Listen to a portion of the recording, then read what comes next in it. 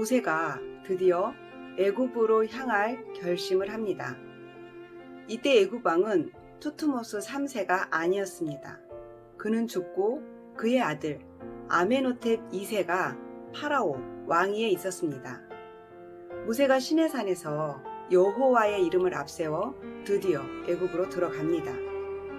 왕궁을 떠나온 지 40여 년 만이니 오직 하나님만 의지했을 겁니다. 바로를 굴복시키기 위해 하나님은 7, 8개월 동안 9재앙을 베푸십니다. 그러나 바로의 마음은 여전히 완악한 상태였습니다. 10번째 재앙으로 애굽의 모든 장자가 죽게 될 것을 경고합니다. 애굽에 처음 난 것을 하나님은 모두 치셨습니다. 사람도 가축도. 반면에 이스라엘 백성들은 엄마 치마폭 속에 보호되듯이 하나님의 품 아래 온전히 보존되었습니다. 양의 피를 문설주에 발라 죽음을 피하게 되었던 것입니다. 가장 극적인 하나님의 임재 경험이었습니다. 애굽 백성들의 통곡 소리가 끊이지 않았습니다.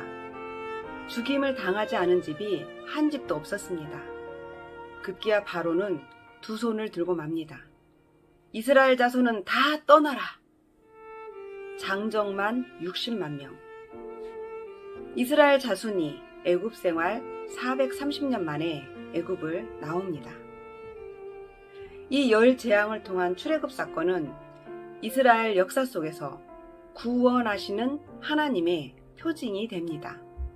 이 구원의 날을 기념한 유월절은 1월 14일로 정해집니다. 하나님 나라가 본격적으로 이스라엘이라는 나라로 구체화되는 건국일입니다. 이제 백성들은 구름 기둥과 불 기둥으로 하나님의 인도함을 받아 마침내 홍해를 건너게 됩니다. 이 위대한 여정은 하나님 나라를 상징하는 이스라엘 나라를 세워가는 중입니다. 장정만 60만 명이 쫓기듯 애굽을 빠져나왔습니다. 모세가 이들을 이끌고 시내산을 향합니다.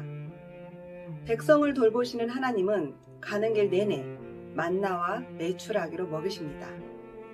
만나를 처음 본 백성들은 그들끼리 이것이 무엇이냐 하고 서로 묻습니다.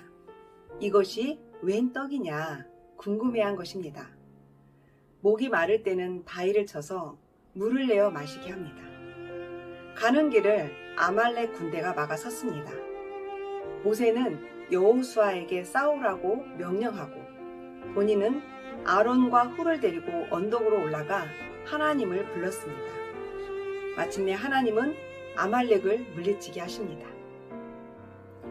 애굽에서 나온 지 3개월이 되던 첫날 마침내 시내산에 도착합니다. 1월 14일 6월절 후에 애굽을 나왔으니 정확히 말하면 시내산까지 1개월 15일 걸린 셈입니다. 하나님은 모세에게 말씀하십니다. 너는 가서 이스라엘 자손에게 이렇게 일러주어라.